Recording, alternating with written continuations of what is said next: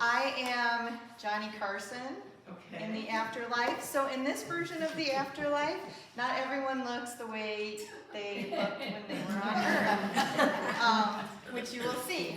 In everyone's seats, there is a pencil and there's also a ballot. So your goal tonight is to try to guess who the people that I'm interviewing are or were. They are all late comedians, and number one is not Tyler Frawley anymore, it's now Chris Frawley. So,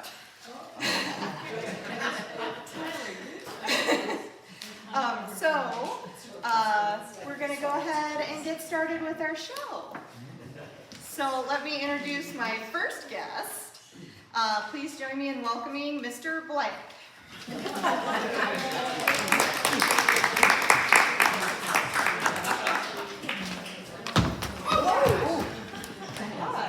Hello. Oh, that was quite an entrance. Yeah, well, that's what they paid me for. No, I couldn't pass up an opportunity to cut up again. Oh, I hope that is allowed here. Of course, laughter is welcome everywhere. And it's an honor to see you again. I always enjoyed you when you were on my show. Well, I always enjoyed talking to you. You were someone I looked to as an inspiration. Thank you. And you had such a great career. Commercials, sitcoms, movies, theater, you did it all.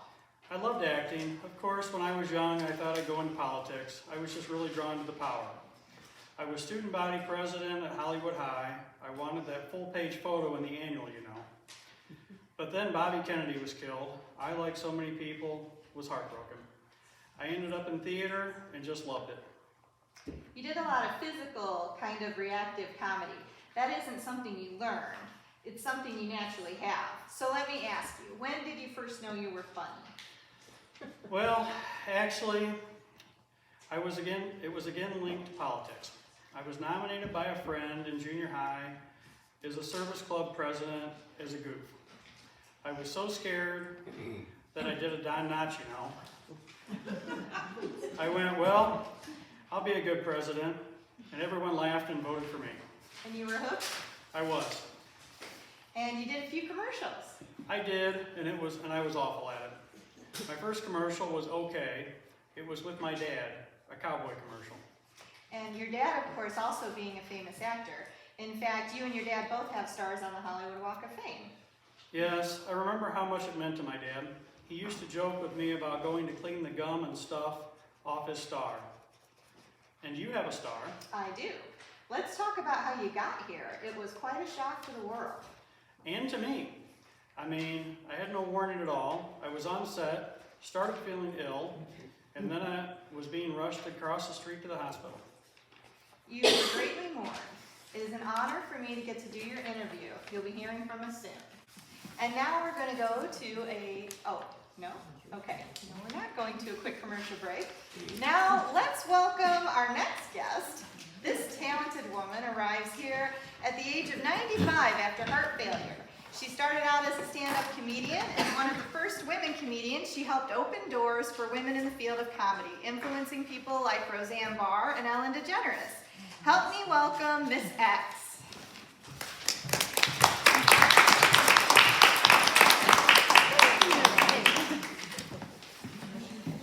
Welcome. So you know why you're here.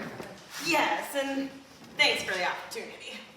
I have to ask before we get into it, what are you thinking about this afterlife? Is it what you expected?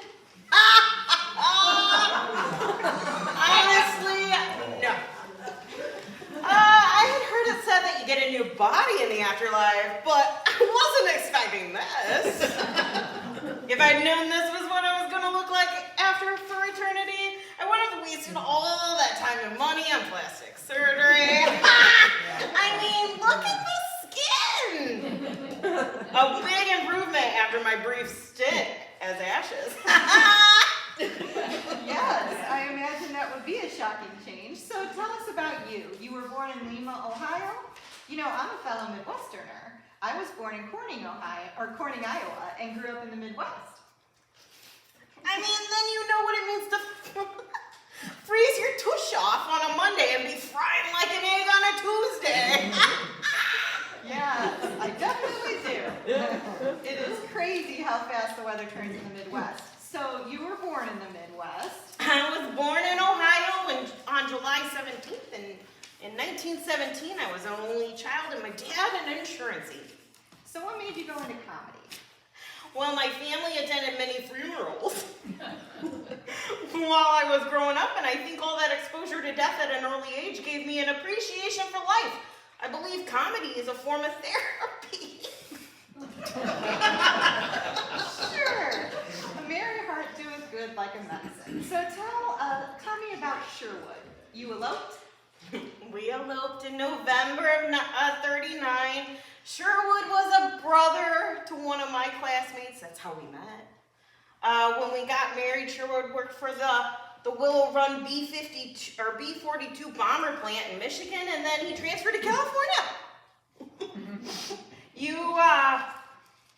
was in the Navy. You know what that's like.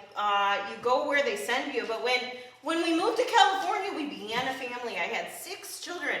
One sadly passed away in infancy, but I was primarily a homemaker for many years. Later, I worked as a women's editor for a small newspaper and then an advertising copywriter for a department store. So how did you go from that to entertaining and comedy? Well, in 1952, I began working in broadcasting at KROW Radio in Oakland, California. That same year, I filmed several 15-minute episodes of blank blank, right? The homely friend maker. I dress in a house coat and offer absurd advice to homemakers. It was so wild.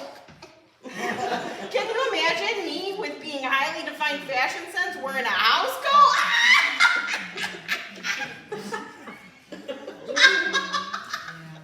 Oh, it's so mean.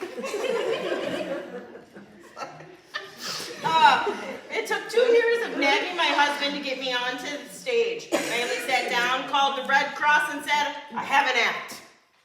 Where do you want it? They sent me to the Veterans Hospital at Presidio, and where I pushed a piano into a room where 4 guys lay in a bed. I played, I sang, and I told jokes while they yelled, leave us alone! We're already in pain. It was great fun. I loved performing. After the Red Cross, I did bits at clubs and for the PTA. I got my first real break at the Purple Onion. My career took off as Sherwood's career started failing. I often said I became a stand-up comedian because I had a sit-down husband. And now here you are, after using your life to open doors for women and changing the world of comedy. I loved being a stand-up comic. I didn't do it for the money or the fame, I did it for the laughs. I loved hearing people laugh. I'm so thankful for Bob Hope, who saw something in me and gave me a hand up. I'm kind of hoping to see Bob again here. I've missed him all these years. Bob definitely left his mark on the world. So tell me about your other husband, Fang. Fang was my imaginary husband. I used him and my fictional mother-in-law in so many of my monologues. I'd carry on and on about how large Fang's mother was. What a gag! The audience loved it. But you know about pretending as part of the show? Didn't you pretend to be a talk show host for a few years? Yes, I did. For about 30 years, as a matter of fact. You did a great job. I loved coming on the show. We loved having you. I know that you stopped doing stand-up, but continued to work for a few years as a voice actor, doing voices on shows like A Bug's Life, Jimmy Neutron, and Powerpuff Girls. I suffered a heart attack around 1999. I was paralyzed for a time and was finally able to walk again, but I never really got all of my energy back after that, so stand-up was sadly something I couldn't continue. I loved doing the voices for animated movies and series. I also stopped in to see Jay on your old show. Let me see, that had to have been somewhere in January of 2007. And I got to appear on Roseanne Barr's reality show. She's a hoot. Well, you're a hoot, and you seem to have your energy back. You brought so much laughter into our lives. I enjoyed it all. I loved being a comedian. I also painted and cooked and played music. I lived a full and happy life. I appreciate you sharing it with us. You'll be hearing from us soon. So great. Now, please give a warm welcome to my next guest. He's a beloved movie star. We're going to call him Mr. So-and-So. Hello, everyone. Thank you for having me here this evening. I must say, you look a lot different than the last time I saw you. Right. I mean, I never really worried too much about my physique when I was alive, but look at me now. This must be how Oprah felt when she lost the weight. You've certainly come a long way from Canada, although many people have referred to you as Canada's greatest and funniest character actor. Yes, it's been many moons ago since I was born to a good working-class Catholic family. You know, my father died of heart disease at age 35, so everyone who says I died young, at least I made it longer than my father. I understand you were a big football player back in the day. I was a big everything back in the day, wasn't I? But yes, I was an offensive tackle for my Catholic high school football team. I was treasurer of my student council, and I was in drama club. But my real dream was to be a professional football player, but a knee injury killed that dream. Well, lucky for us, because then you focused on acting. Yes, when I was 22, I became a member of Toronto's branch of Second City, and then later Second City TV. SCTV took me to the next level and got me a lot of recognition and made some great connections. When I took a break from SCTV to focus on movies, I got a supporting role in Blues Brothers with my good friend Dan Aykroyd, and then I was in Stripes. But most people say my breakout role was when I was Tom Hanks' brother in Splash. That's when I went from macaroni and cheese to macaroni and lobster. But who would ever give up eating macaroni, no matter how famous they got? You really have worked with a lot of the greats. Well, I worked with Maureen O'Hara when she came out of retirement to play my mother. We talked about the greats she worked with, like John Wayne. My first lead role was in 1985 in a film directed by Carl Reiner called Summer Rental. I was in Mel Brooks's Spaceballs, and I just loved working with John Hughes. We did a lot of wonderful things together. So yes, I've worked with some wonderful people. Including a couple of films for which you were best known with John Hughes. You worked with Steve Martin on one of them, and it's still a classic beauty each holiday. Oh, for sure. I loved working with Steve. We worked great together, even though the crew may not have agreed. There was a lot of ad-libbing in that film, and the crew had trouble keeping up and catching it all on film. Steve and I finally had to agree to cut the ad-libbing because it was just taking too long to film each scene. I'm sure working with Steve was a whole different experience than working with the kids in your next big hit. I really enjoyed working with those kids. John Hughes once commented that I treated each kid differently, and I said, of course, I treated my own two children, Jennifer and Christopher, differently because they were two different people with different likes and dislikes. Those two children were wonderful to work with, and they did some admirable work after. Gabby Hoffman was in Field of Dreams, and we all know what became of that other kid. It wasn't too long before I had a supporting role in a film he was headlining. Despite all your success, you've shared with the public your struggles with anxiety and panic attacks. You know, I did struggle with that a bit. My dad died when I was only 5, so my whole life I felt like I didn't have much time, no matter what I did. And that's where some of that came from. The thought that I'd wind up just like my father, and in the end, I basically did. I died when I was 43. And you died the night after you finished all the principal photography on your last film. It wasn't supposed to be my last film, Johnny, but yes. I kind of wished it had been a bigger hit, because then I could say I went out with a bang, but what are you gonna do? Well, thank you so much for joining us this evening. On to our next guest. This is someone that I have interviewed. Our next guest is someone I've interviewed many times in life, so I'm so glad to see her again. Help me welcome Miss Blah Blah. Thank you for having me, and I'm so glad glad that you're going to speak with me here tonight. So tell us how you're feeling about the afterlife. Is it what you expected? Hardly. What do you mean what I expected? We were told we get white robes and harps. And as for this new body, I mean, this is not what I expected at all. It is fabulous.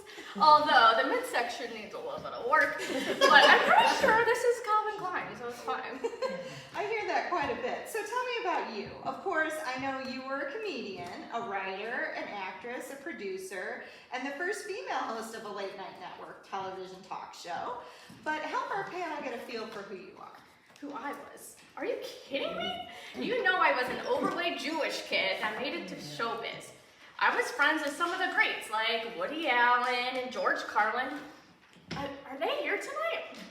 Well, Woody is still among the living, and George passed through here several years ago. Well, you know that I worked with Streisand, Simon Garfunkel. I was the opening act for Helen Reddy, Paul Anka, Robert Goulet, and others. I mean, I was invited to events at the Palace. The Queen and I were best friends. Best friends. God rest her soul. Wait, can I say that? Anyway, moving on. Of course you know that I got my big break on your show back in the 60s. You stated on the air the very first time that I was on that I was going to be a star. And you had me on regularly after that. That was my big start.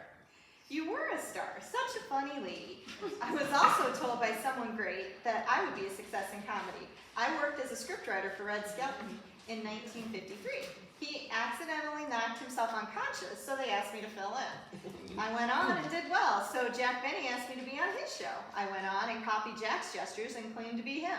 When I was done, Jack told me that he was sure I'd be a successful comedian. Well, I never said someone great told me. I said you told me. You co-wrote a movie script. Tell us about that. All of that. Well, it was my story. Stockard Channing played an ugly girl who became beautiful through plastic surgery and then took revenge on all those who mistreated her. It has like 7 out of 10 stars on Amazon Prime last time I checked. It is still considered a cult classic. You are a woman of many talents. You performed in Carnegie Hall and even at a state dinner. Yes, my very best friend Nancy Reagan invited me. Sweet lady, she definitely has to be here somewhere. Let's talk briefly about your family. Your first marriage annulled shortly after the wedding. Then you met Edgar. Yes, Edgar. I married Edgar Rosenberg in 1965. We had just one child, you know, Melissa. Melissa and I did a series together for WeTV. It was so much fun to work with my daughter. I imagine it was. You've made all of us laugh throughout the years. You have also done some philanthropic work by supporting HIV and AIDS by donating to their foundation, as well as to Guide Dogs for the Blind. It was my pleasure to support these causes. They're important. I'm pleased to get to interview you once again. I know that in life we had our falling out, but I truly am glad to speak with you again. You'll be hearing from us soon. The pleasure's all mine.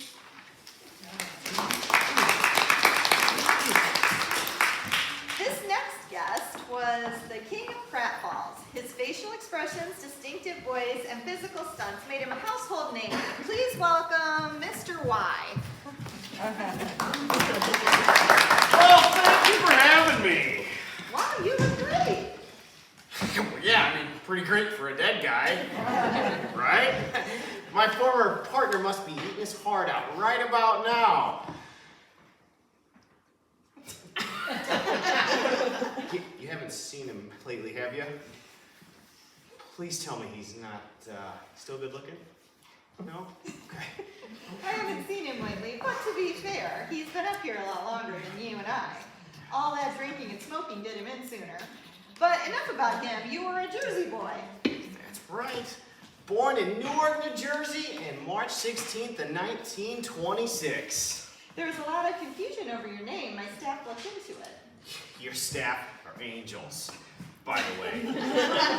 I was born Joseph Levitch, but my birth certificate, the U.S. Census in 1930 and in 1940 all claim my name was Jerome. That doesn't matter anyway. I made a name for myself. You definitely did. Actor, comedian, filmmaker, singer, humanitarian, and entertainer. I lived a full life, but I'm most proud of my work for the kids. We were able to raise a lot of money and help out a lot of kids in the 44 years I hosted that Labor Day weekend. You have every right to be proud. Your work made a tremendous difference in those kids' lives, and it altered the lives of kids today. You helped start over 200 research and treatment centers. That is just amazing. My motto was, I shall pass through this world but once. Any good, therefore, that I can do, or any kindness I can show to any human, being that, let me know, do it now. Let me not defer nor neglect it, for I shall not pass this way again. I lived by that motto for 91 years. In those years, I tried to do good. I just tried to make people laugh. You touched a lot of lives through your work.